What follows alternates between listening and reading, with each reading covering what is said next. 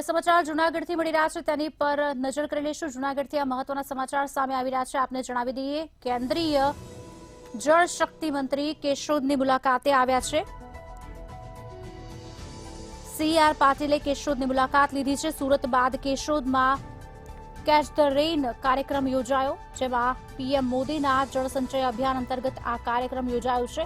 CR પાટીલના હસ્તે જળ સંચય અભિયાનનો પ્રારંભ કરવામાં આવ્યો છે, ત્યારે લોકો વરસાદી પાણીનો સંગ્રહ કરે તેવી પાટીલે અપીલ પણ કરી છે। સમાચાર જૂનાગઢથી, જ્યાં કેન્દ્રીય જળશક્તિ મંત્રી કેશોદની મુલાકાતે આવ્યા।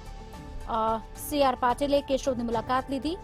કેચ ધ રેન કાર્યક્રમમાં પણ યોજાયો હતો, જેમાં PM મોદીના જળ સંચય અભિયાન અંતર્ગત કાર્યક્રમ રખાયો, જેમાં CR પાટીલના હસ્તે જળ સંચય અભિયાનનો પ્રારંભ થયો। माननीय प्रधानमंत्री श्री नरेंद्र भाई मोदी साहेबे કેચ ધ રેન દ્વારા રેન વોટર હાર્વેસ્ટિંગ માટે આખા દેશના તમામ લોકોને એક આહ્વાન કર્યું હતું।